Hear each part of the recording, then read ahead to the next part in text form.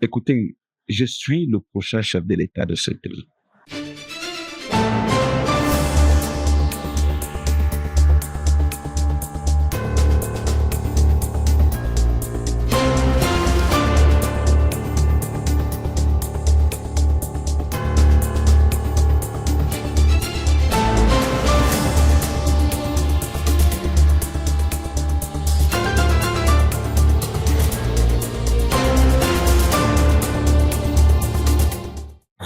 Salut à tous. Présidentielle 2025 au Cameroun. Le dépôt des candidatures à l'élection du Cameroun s'est achevé ce lundi 21 juillet 2025.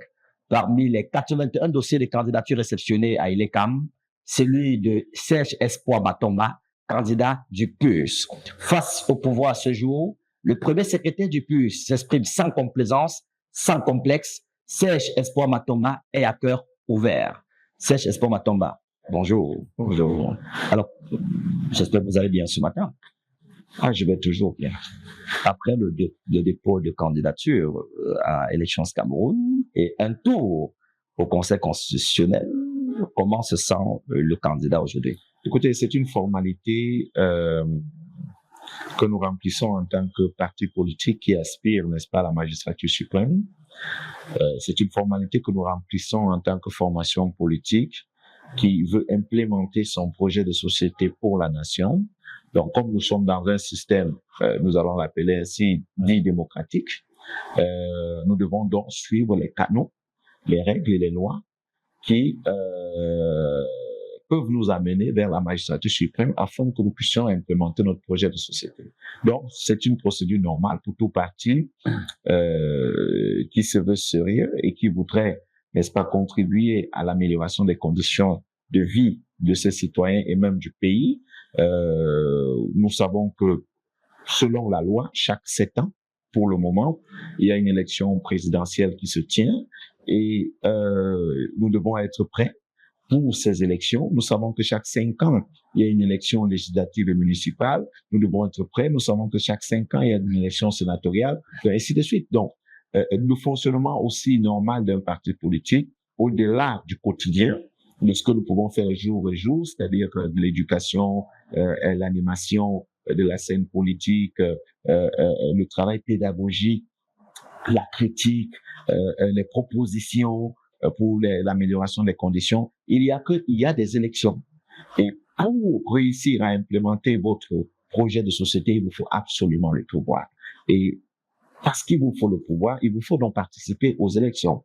Donc, ce n'est que une procédure normale qu'un parti politique sérieux, n'est-ce pas, qui aspire à contribuer à l'amélioration des conditions de vie de ses citoyens peut faire. Donc, je suis normal. Vous êtes serein. C'est comme si vous me demandiez, après votre séance de travail hier, est-ce qu'aujourd'hui vous êtes à l'aise? Non, c'était une journée de travail comme toutes les autres, tout comme les autres jours, et nous sommes là. 81 dossiers de candidature enregistrés par Élections Cameroun contre 29 en 2018. Quel regard jetez-vous sur ce nombre pléthorique de candidatures? Non, je n'ai pas un regard négatif. Je comprends juste la nécessité des Camerounais de voir un régime partir. Peut-être pour nous qui particulièrement pensons que ce n'est pas que le régime, c'est le système tout entier que nous devons modifier. Mais je vois là une volonté des Camerounais, même si d'aucuns peuvent le prendre pour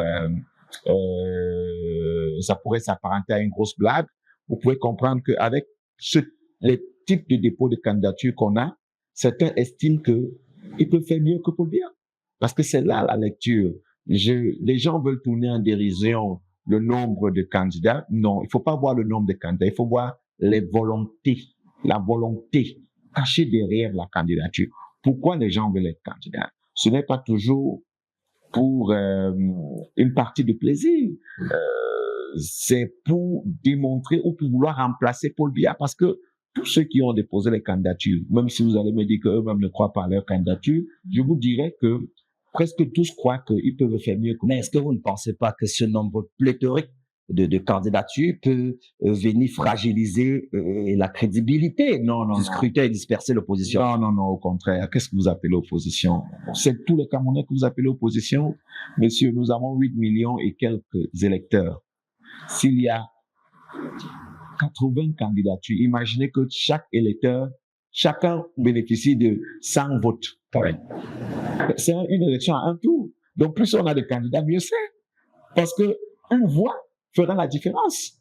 Parce que ceux qui ont voté, parmi ceux qui, les 2 millions qui votent M. Biya, parmi ces 2 millions, il y a certains qui sont déclarés candidats et qui ont derrière eux 500 personnes ou 1000 personnes, voire 10 000 personnes. Donc, et si ces 10 000 personnes sortent de ces 2 millions, donc vous allez voir que Biya pourra perdre l'élection avec une voix ou deux, ou même 10 voix ou bien 1000 voix.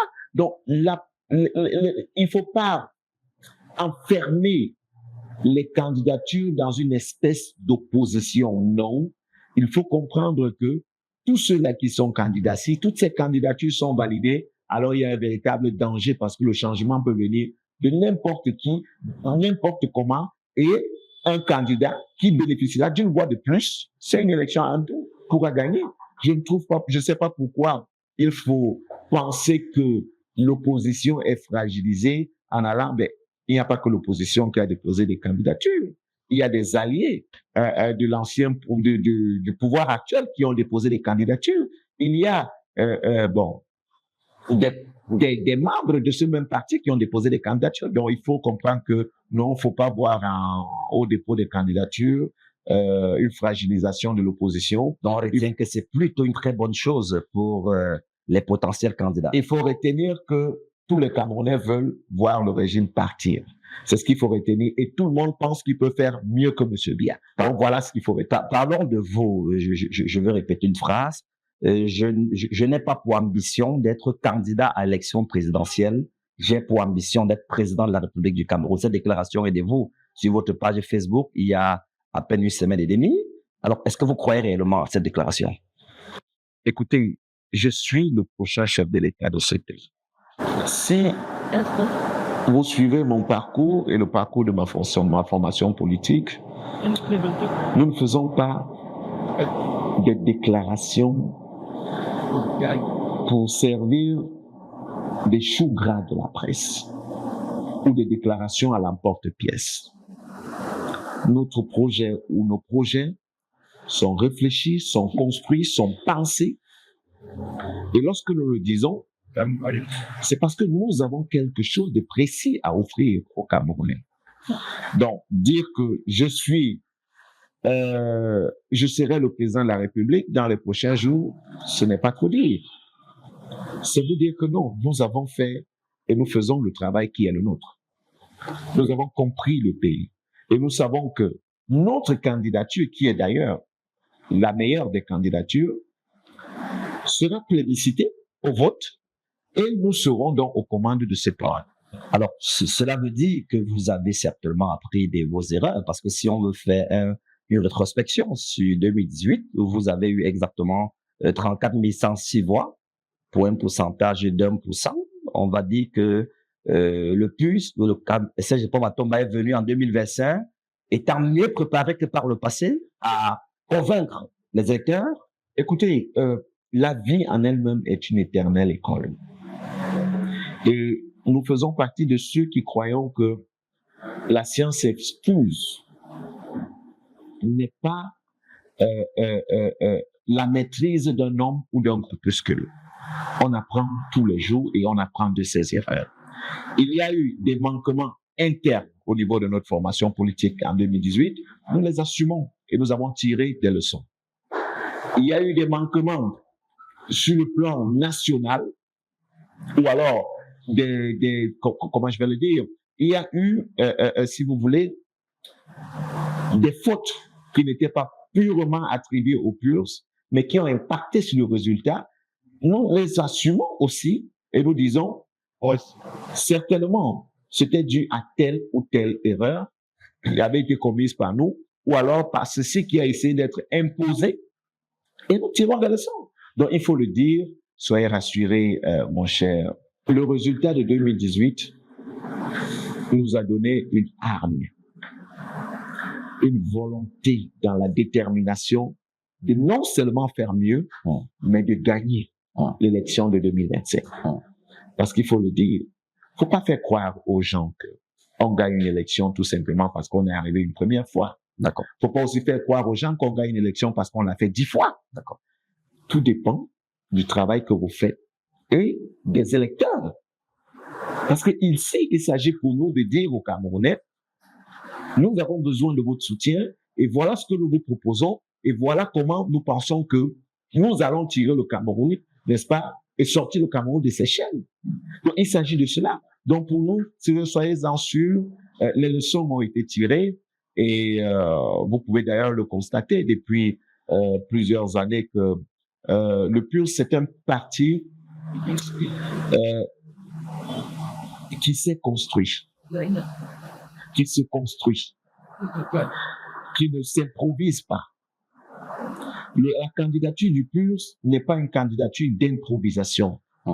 C'est une candidature. Ça veut dire qu'il parmi les candidatures, il y a des candidatures d'improvisation. Écoutez, je parle de la candidature du PUR. Ah, d'accord.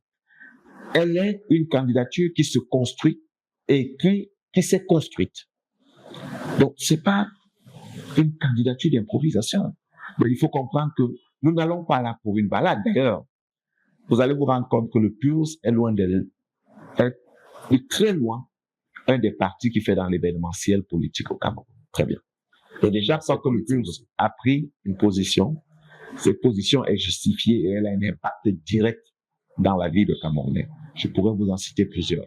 Mais je veux vous rassurer que le PUR, comme son candidat, c'est un produit du construit. Parlant des Camerounais, justement, le Cameroun vit encore dans un contexte caractérisé par la vie chère, les gens qui meurent encore dans les hôpitaux par erreur ou par abandon du personnel médical, les enseignants qui réclament sans cesse les états généraux de l'éducation et la révélation de leurs conditions de vie, et le chômage qui est de plus en plus grandissant, mais ils sont nombreux ces candidats qui ont pour seul slogan « Paul Biya doit partir parce qu'il est vieux, il a fait 43 ans au pouvoir ». Concrètement, Serge Espoir Batomba, quelle est votre offre pour le Camerounais qui vous regarde? Vous savez, lorsque vous avez commencé à poser cette question, je me suis concentré pour vous regarder et je vous ai écouté attentivement. Et je m'attendais justement à cette chute. Ceux qui pensent que Paul Biya doit partir parce qu'il a 43 ans n'ont pas tort. Les problèmes que vous avez décrits sont des problèmes qui pouvaient trouver des solutions en 43 ans. Dire que c'est une offre politique, ça pourrait être une pour certains. En estimant bien évidemment que il ne peut pas avoir pire. Mais non. Est-ce que le problème, c'est 43 ans de règne? Chez nous, nous disons non. Le problème du Cameroun, tous ces problèmes que vous avez cités, coût de vie, Taux de chômage, des enseignants, on continue de mourir par négligence, le problème, ou par erreur médicale dans nos hôpitaux. Le problème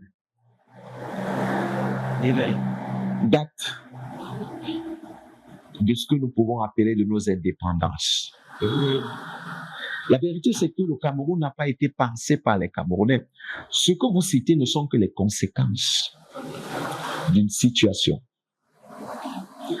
J'ai l'habitude de dire qu'on est le produit de ce qu'on a voulu que nous soyons.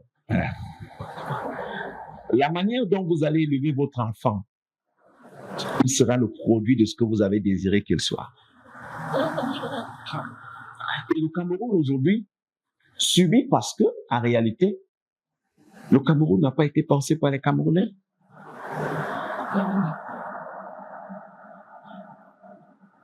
Il y a eu des batailles pour l'indépendance. Les gens se sont dit, on doit construire une nation. Et nous devons nous battre pour construire une nation. Ces gens ont été confrontés à des réalités violentes. On leur a dit, vous n'avez pas le droit de vous battre pour votre pays. On les a massacrés. On les a tués. On a versé du sang pour dire à ces gens, ce n'est pas de votre droit, vous ferez ce que nous vous dirons de faire. Et puis il y a un vent d'indépendance qui a soufflé. On a attribué au Cameroun ce qu'on a appelé indépendance. Et pourtant, il n'en est pas. Attention. Il n'en est pas eu. Mais on a mis pour la gestion de cette indépendance des personnes qui ne se sont pas battues pour l'indépendance. C'est-à-dire, on a dit aux gens, voilà un pays qu'on vous donne en héritage. Voici votre cahier de charges. Et tout de suite, au lendemain des indépendances, nos pères de la lutte de libération ont compris que ce n'était pas de l'indépendance qu'on donnait au Cameroun, mais c'était un piège dans lequel on mettait tous les Camerounais. Et on reprit de plus belle la lutte pour la libération du Cameroun. Qu'est-ce qui s'est passé? Il y a eu des massacres, des morts et tout ce que vous pouvez imaginer. Cette histoire qui aujourd'hui est encore bien cachée pour les Camerounais. Parce que tous les Camerounais ne sont pas au courant de ces histoires. Mais alors, ceux qu'on a mis aux commandes, qui depuis 60 et quelques années, parce que bien n'est que la continuité de ce système joulatiste qui a été mis, pensé. On a écrit la Constitution, on vous a donné, on a dit signer. C'est ça qui va, c'est cette loi fondamentale qui vous permettra de marcher dans votre pays. On a défini les institutions en disant, voilà comment votre pays doit fonctionner, voilà les institutions qui doivent conduire à bien votre pays. On a défini la structuration de votre économie. On a dit, voilà sur le plan économique comment vous allez marcher, voilà comment vous allez fonctionner. La conséquence, c'est tout ce que vous étiez en train de citer. C'est qu'en réalité, on est allé jusqu'à penser au type de citoyen que vous devez devenir.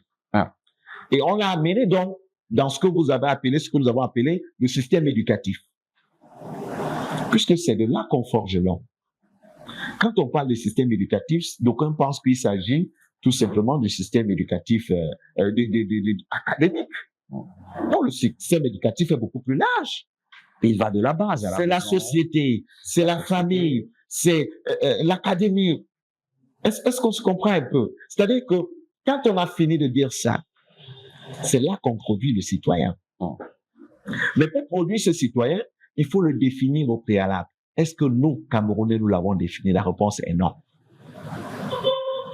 Vous voyez que, au-delà même de ces structures qui ont été pensées, ils vous ont même aidé à diviser votre pays. C'est-à-dire qu'administrativement, ils l'ont aussi réparti. Vous ne vous appartenez pas depuis.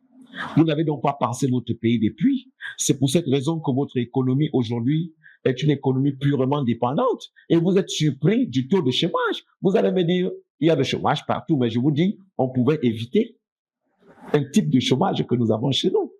Parce qu'en réalité, monsieur, vous avez un pays qui a toutes les ressources nécessaires.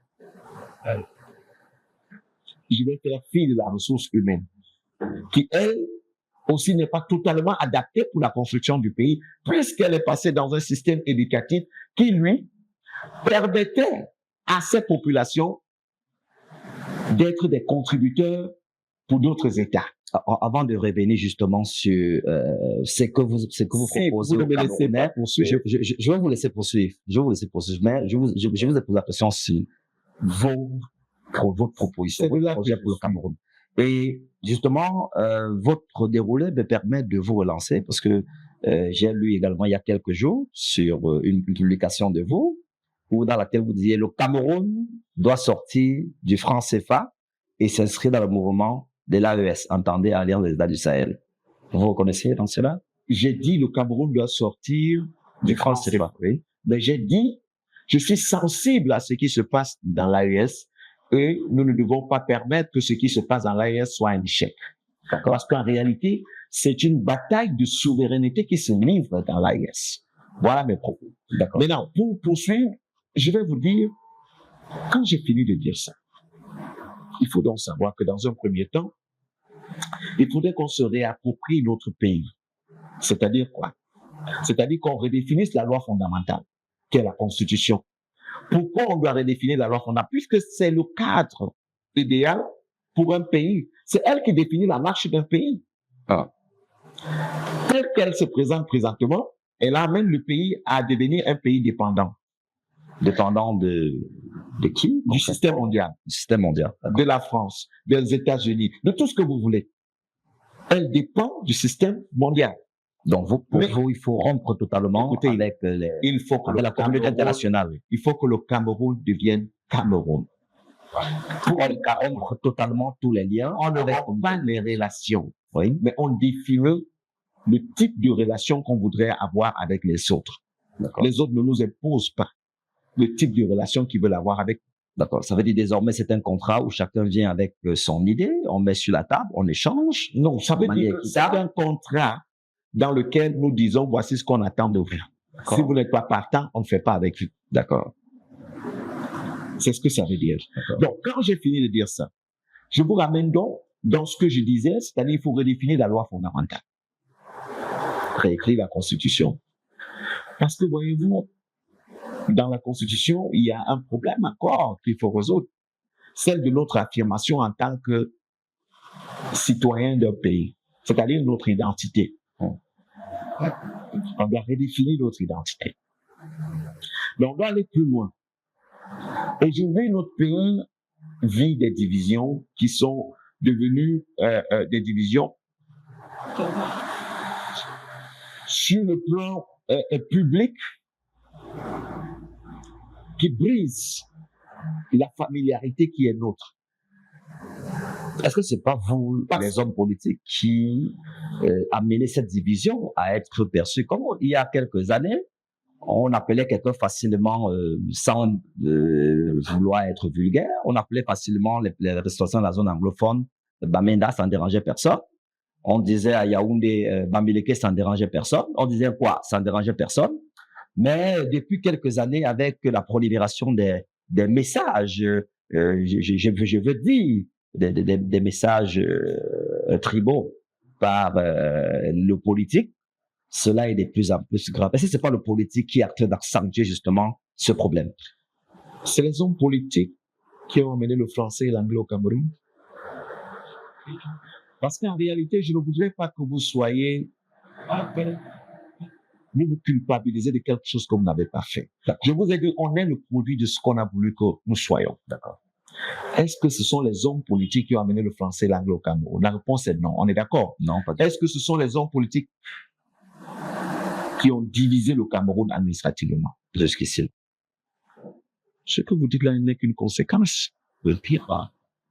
Je ne sais pas comment vous vous appelez, si je peux avoir votre nom de famille. Je m'appelle Kouagné. Kouagné. Comment on vous appelle aujourd'hui? Kouagné? Non. Comment vos amis vous appellent, vos collègues et autres? Adiano. Adiano. Quand vous étiez jeune, rappelez-vous très bien.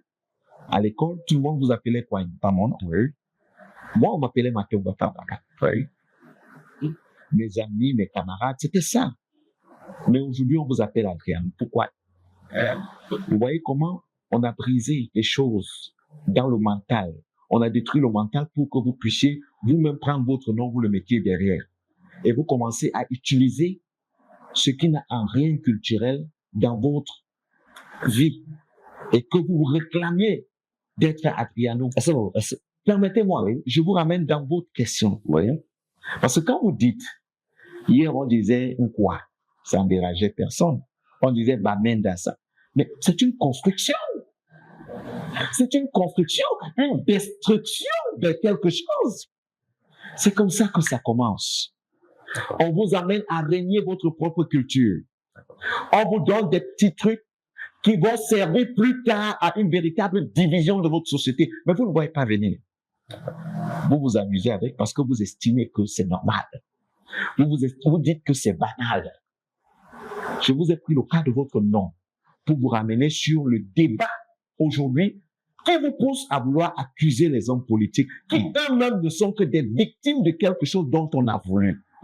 Aujourd'hui, plus que tous se réclament des identités qui ne sont pas les nôtres.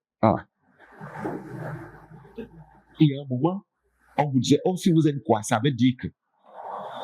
Si vous êtes d'amis, ça veut dire que. Aujourd'hui, on se regarde. Nous sommes dans un danger permanent parce qu'on ne parvient plus à nous regarder comme des frères.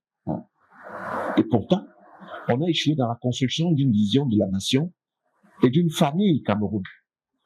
Alors, et quand on dit donc qu'il faut aller vers une véritable union des Camerounais, c'est pour dire quoi? On doit avoir le courage de dire Le français et l'anglais doivent disparaître pour laisser place à une langue nationale. Quand on dit une langue nationale qui deviendra une langue officielle, certains voient tout simplement comme le moyen d'écarter le français et l'anglais. Non, il n'y a pas que ça. Il y a que je voudrais parler avec Kouagne dans une langue qui est la nôtre. Et que quand Kouagne m'écoute parler, au lieu que nous soyons en train d'inventer une langue comme le franc-anglais et dire que c'est quand on parle cette langue qu'on se retrouve, parce qu'il y a un manque, que dans cette langue-là, que je ne regarde plus Kouagne comme mon frère de l'Ouest, ou mon frère du Nord, ou mon frère du Sud. Parce que dans une langue qui est commune, qui est officielle, qui est parlée par tout le monde, il y a le sens de l'union. Est-ce que vous ne rêvez pas beaucoup? Parce que concrètement, un mandat présidentiel, c'est 7 ans au Cameroun, sauf si vous voulez le revoir à peut-être 10 ans. En 7 ans, les Camerounais, lorsqu'ils vous ont élu, ils attendent des solutions concrètes à des problèmes posés. La ménagère veut aller au marché, pouvoir, avec le peu que le mari qui gagne a donné, pouvoir faire son marché, rentrer à la maison. L'enfant ne demande qu'à aller à l'école normalement. N'importe qui ne demande qu'à aller dans les hôpitaux et être soigné normalement. Alors, concrètement, est-ce que vous ne rêvez pas beaucoup? Vous, sur le plan concret, qu'est-ce que ce que vous dites doit venir apporter des solutions immédiates dès que vous êtes élu aux problèmes posés pour les Camerounais? Écoutez, le diagnostic fait montre exactement les problèmes qu'on a. Où va l'argent du Cameroun? Ça va où, l'argent du Cameroun? Il alimente d'autres économies. D'accord. Il faut arrêter ça. D'accord. Dans un premier temps. Parce que vous ne pouvez pas construire une nation si vous vous comportez comme si vous êtes des étrangers chez vous. Au lendemain de notre prise de pouvoir, des choses simples se feront. Nous avons 3 mois pour modifier la Constitution. Nous avons 1 an pour garantir une sécurité alimentaire à tous les Camerounais. Ça fait 1 an, 3 mois. C'est dans les 1 an. Oui. Les 3 mois sont compris dans les 1 an, d'accord. Nous avons 1 an pour garantir, écoutez-moi très bien, une sécurité alimentaire. Je n'ai pas parlé d'autosuffisance. La sécurité alimentaire va au-delà de l'autosuffisance alimentaire, d'accord? Par des choses simples. Nous les avons dit. Le Cameroun aujourd'hui, vous savez que nous avons plusieurs produits alimentaires. Nos habitudes alimentaires, c'est 3 mois, 6 mois de production, oui, sur nos terres, bien sûr.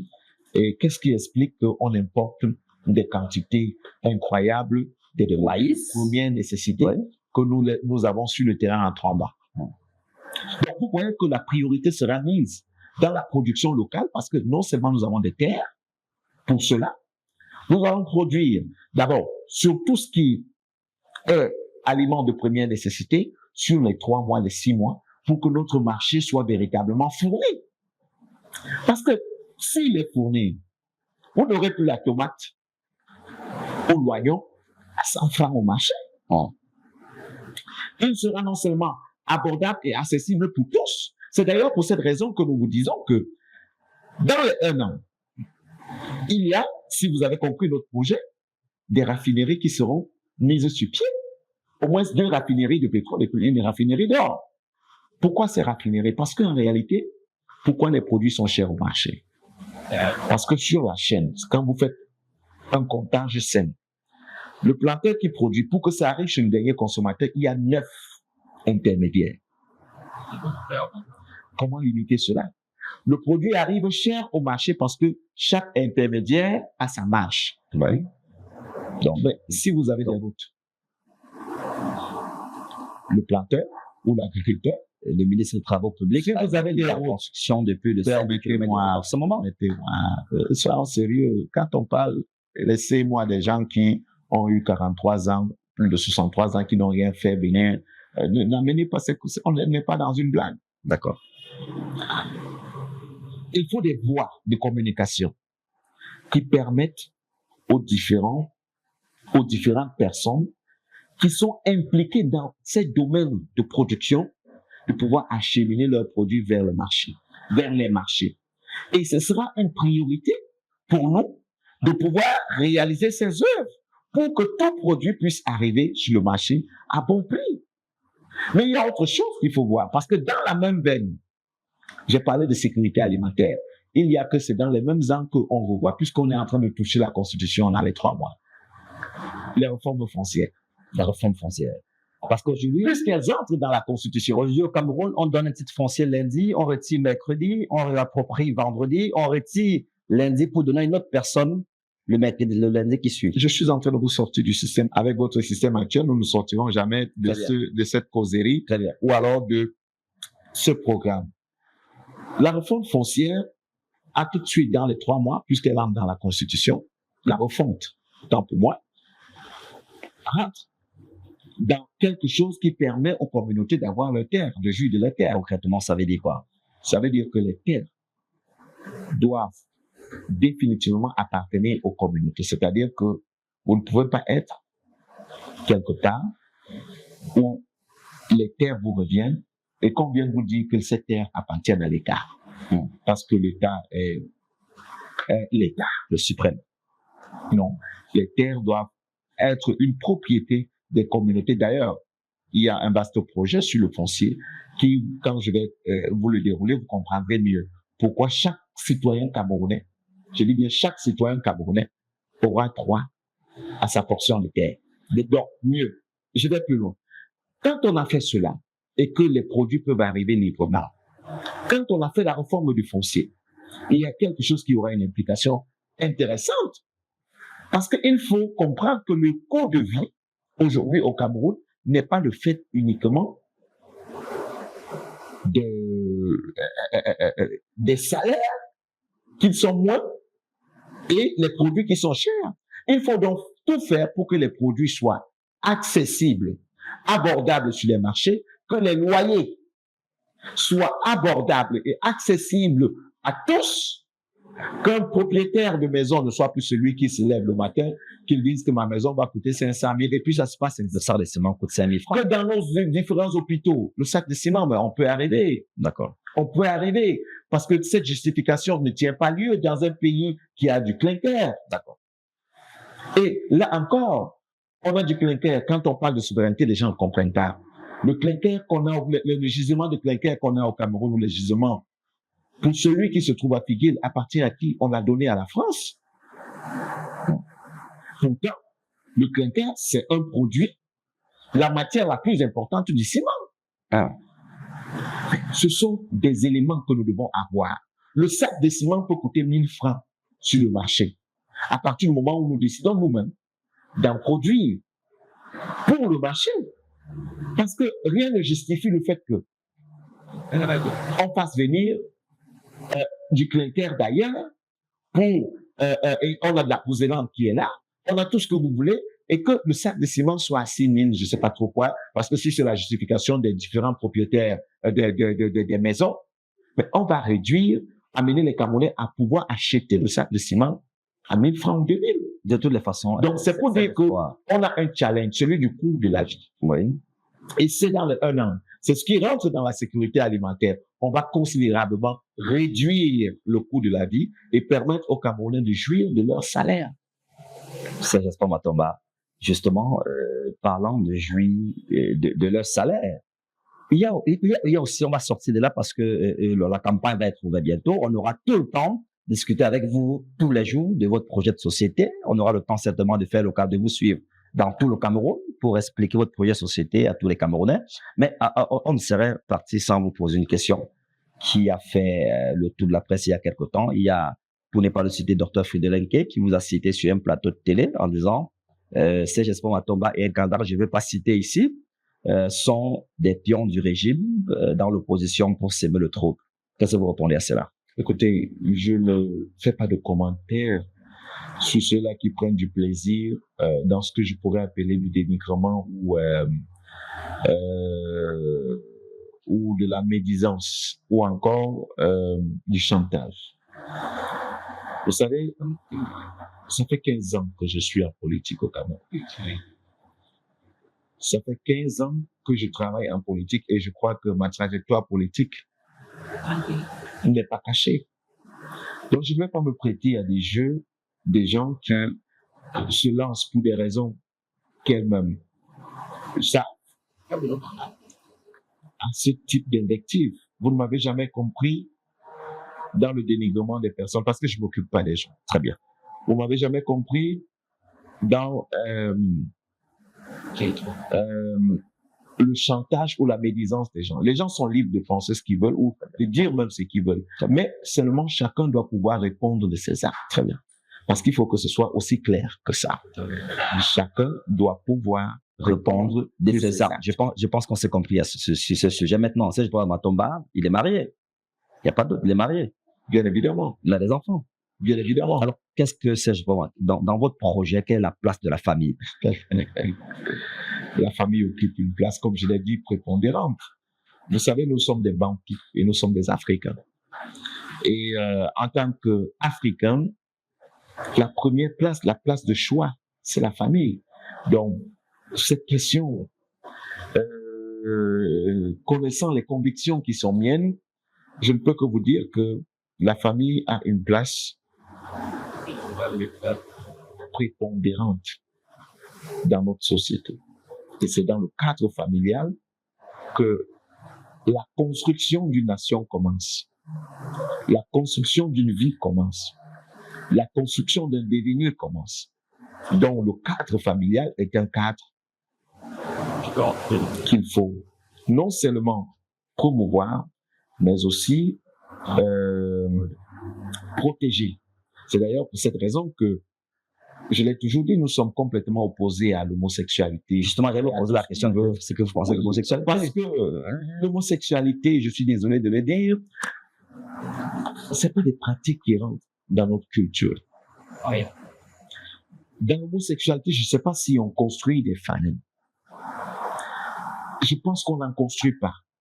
Ce qui se passe dans les adoptions bizarres, c'est générer ou créer d'autres adoptions bizarres qui vont tuer l'essence de la famille.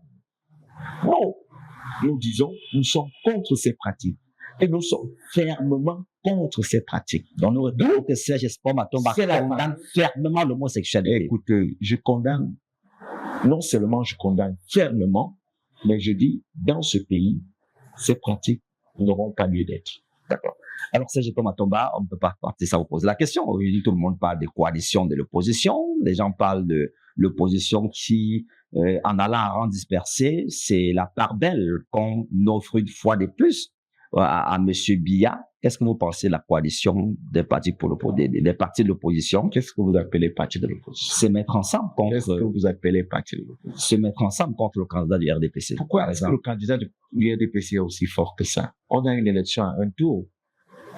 On a des partis, des pays où on n'a pas eu besoin de coalition pour battre le Monsieur Biya, d'ailleurs, ils sont à 11% la fois dernière. Pourtant, il y avait 12 candidats en liste.